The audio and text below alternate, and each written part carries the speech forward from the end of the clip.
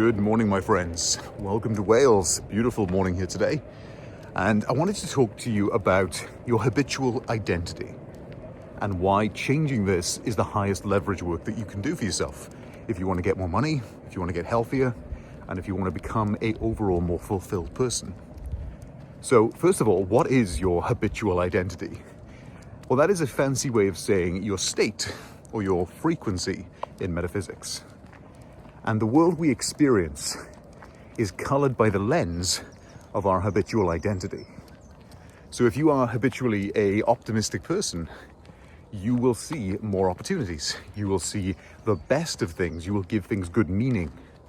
You know, when you get cut off in traffic, you'll say, oh, they were just having a bad day, and you'll go on with your life, experiencing the best of things.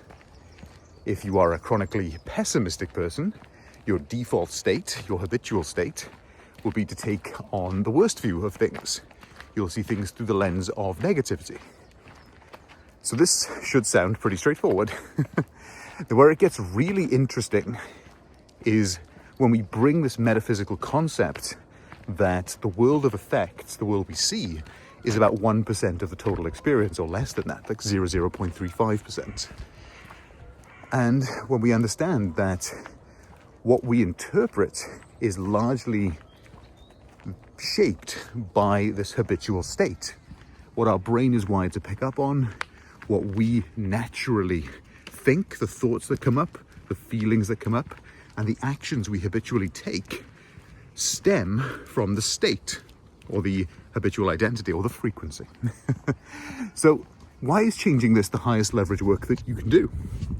So if you want a new result in the world, let's say you want to earn more money, right, as an entrepreneur, going out from a state of lack, which is what most people do, and trying to change the effect will almost always lead to frustration, overwhelm, burnout, because you're trying to change the outcome. You're trying to change the effect. You're not changing the cause. And the cause is who you are being. It's your identity. The world is a mirror, and the oldest way of saying this is as within, so without. As we are within, so the world appears to us without. Our perception of reality changes. So the highest leverage thing we can do then is to change the as within, the who we are. And this, I have found, produces the result in the external. It can't not, because your reality, or your perception of reality, if you prefer, is always equal to your identity. Therefore, we must change the habitual identity. And this is done through practice. This is done through mental discipline and persistence. Now, I don't want that to be confused with hard work, because it's a selection, right? We're just choosing again in every moment. And as that becomes our dominant state, we start to see the world outside of us change.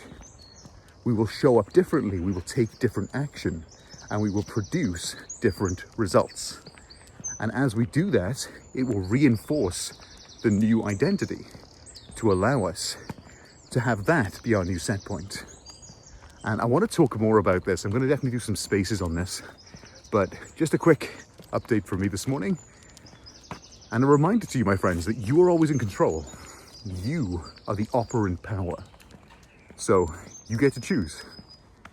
And I would encourage you to choose a heroic self-identity, to put yourself on center stage, and to become the main character in your life. So until next time, my friends, have a wonderful day. And as always, stay heroic.